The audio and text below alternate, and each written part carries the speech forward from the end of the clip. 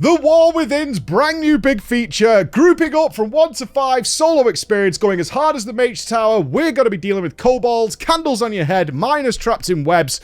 We're going into delves. Welcome to the delve system. This is our first impression. This is the leveling delves. What we're not going to see here is the higher tier until much later in the alpha. This is a first impressions. Bear that in mind, but this is the big new feature. This is the thing that they're going to think you're going to be leveling in. You're going to get gearing in. This is going to be the big solo experience. You can do it as groups. It's going to level up to be as hard as Mage Tower encounters. It's a big deal. They really put a lot of stock into the delves. We've got the first look at it here in the alpha. What we have here is, at best, tier 3 delves, of which we're likely to see them go up to like tier 13. This zone, the first zone, has 3 delves in it to introduce you to the system. Part of the main story quest will find the first one. The other 2 you will locate and they will send you nearby, and you will notice on the map that there is a delve. When you're approaching the delve, you will enter a little scenario. You can reset it just as dungeons once you're finished if you want to do more than that. And you will gain a follower. Our first follower is going to be Bran Bronzebeard, and you can level him up. This is fantastic with the warband system.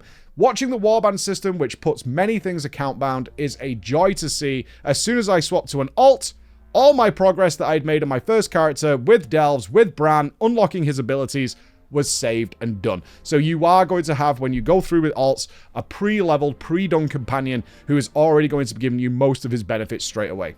Absolutely phenomenal. Right now, we are gear restricted. It will level you to a certain amount of gear for testing. And right now, going to tier 4, which is the next big tier, requires a certain item level, which is obtainable in-game and retail right now. It's like 528.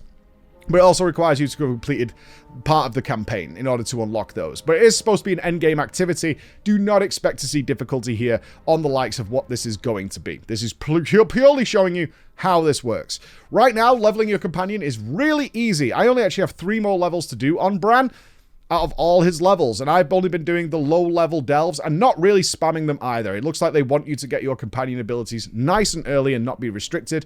You can choose what role you want Bran to be. He could either be a healer or a damage dealer. His damage is you know, it's not something you're likely to be relying on. This is more of a solo endeavor with some support. What he does do, though, is provide you with little buffs. If you utilize his abilities like crowd control, this is currently bugged, but he will, in fact, start spawning little dinosaurs and things to help you out. He does bonus healing. He will drop campfires for you to regenerate your health. Nice little addition, bit of support. What you are going to find inside the delves, though, if you're looking around, killing rare mobs and looking at chests, is some Torghastian style powers. Don't freak out. These are just going to give you various buffs, like you don't take any damage for the next minute. You gain haste buff, things like that. One very cool thing about this is you can bank them for a minute. So once you loot the chest, if there's nothing around, you likely don't want to be immune to damage for the next minute because you have to travel on foot to where the next enemies are. That's actually fine. You can click hide and you have 1 minute to activate the buff without standing nearby. A wonderful little touch that Blizzard has added to these delves so you cannot waste these buffs that you're finding, because they are kind of rare. You're only going to get say maybe 3 or 4 of these buffs throughout the entire delve run, and therefore you can just hold back a little bit and utilize it properly. Love this aspect of it. How do they work? They are scenarios, very similar to what you found in early Mists of Pandaria. And those of you who didn't play that, obviously Mob Remix is coming up, so you'll get more of an experience. It was a system that was effectively dropped in favor of using the scenario system for storytelling purposes. But you will have various little missions, such as going into the mine. The miners are all webbed. In this room, you can only progress the delve by freeing all the miners. Once that is done, then the scenario will continue. It'll open a door and go forward. You'll have some mobs to fight, and then you'll get affixes. You'll find these at the start of the dungeon, as it will give you a little window showing you what the affixes of this dungeon are. This system has openly been said by Blizzard to be reminiscent of an ARPG, your Diablo 4s, your Path of Exiles, so you will find this system. As I do want to point out here for you Path of Exile fans, yes, there is a system in PoE called Delves. Some of them are similar.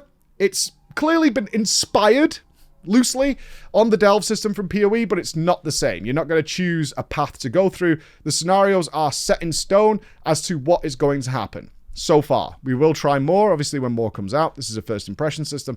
But as I spoke to Ian at BlizzCon, They're intended to not be like roguelike RNG systems. They're supposed to be a challenge that you can learn, come back, practice, and overcome.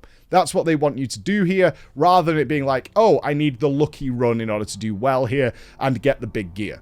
At the end of the delve, you will, they've removed this now, but originally you got multiple chests. This was based on finding keys that allowed you to get to the rare chest and the epic chest. Currently in the alpha, these keys are not available, so you couldn't open those chests, but this is where you'll get your bigger rewards. And also, I believe the keys are going to drop open world.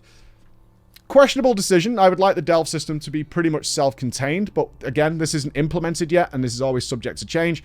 I don't really want that sort of Isle of Thunder aspect where I've got to do a bunch of chores before I can take part in the system I want to enjoy.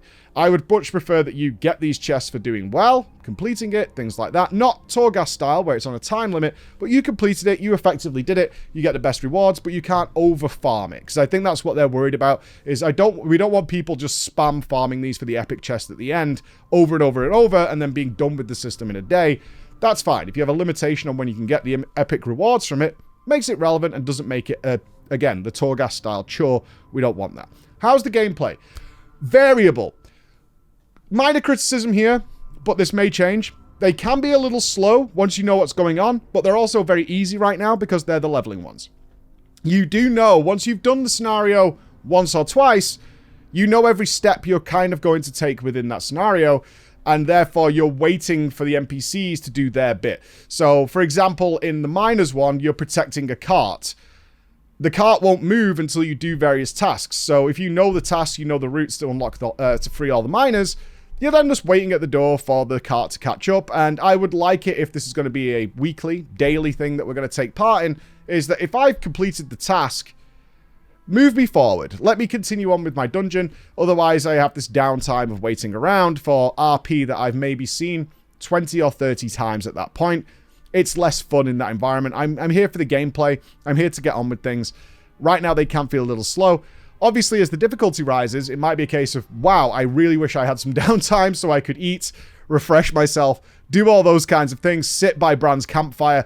That could be very, very helpful. So it's a minor criticism for now in the early dungeons. It's like, can we just, I would like to speed this up a little bit and move forward. I've seen it before. I've done each delve probably 7 times each now. I'm fully aware of what's happening. Let me just go and carry on with it. Some of the delves are definitely better than others, and that is not surprising. The fungal delve is a little bit slower. You've got to just find the miners that have been entrenched and by the mushroom people, which have the most annoying sound effects in the world, Blizzard. I can't believe you created an enemy that is worse than Murlocs, but you did it. Oh my god, it's that sound effect the whole time. Oh my god. Please stop. And they exist in there, and it involves going in like a loop. There is an efficient circuit to do it, but the other delves are far more linear, and that's more fun, in my opinion, than like going around in a big looping circle, which all looks very similar. Although they have put like jumping pads in there to add some fun, it loses its luster after the second or third run of doing this. And ultimately, you just kind of like, okay, where's the next one? Oh, it's over there. Okay, I have to go and do that. But you're going to find that with other ones. Some features are a little strange. In the kobold one, for example, you have a gimmick, which is you have a candle on your head, which is a light source that will constantly deplete as you move around inside. And if you lose the light, you get enveloped by shadows.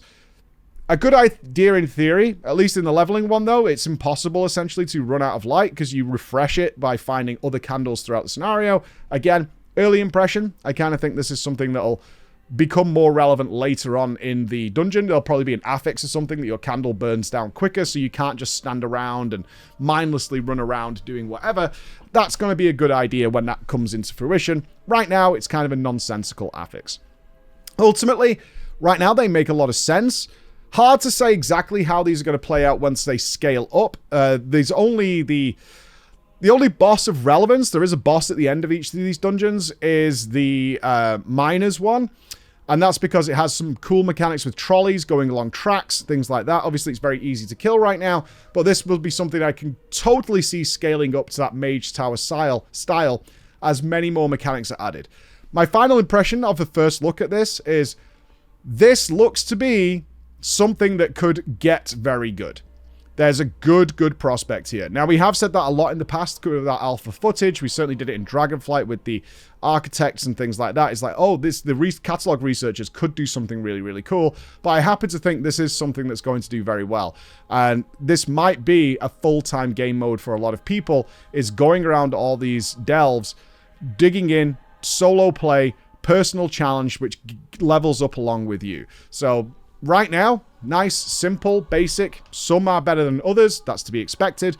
But I'm definitely excited for getting to the higher difficulties of these. And no doubt when the next zone launches, we'll have a few more. So that's my opinion of them right now. We'll see how this plays out. Thank you for watching and stay tuned for far more alpha coverage. Bye, guys.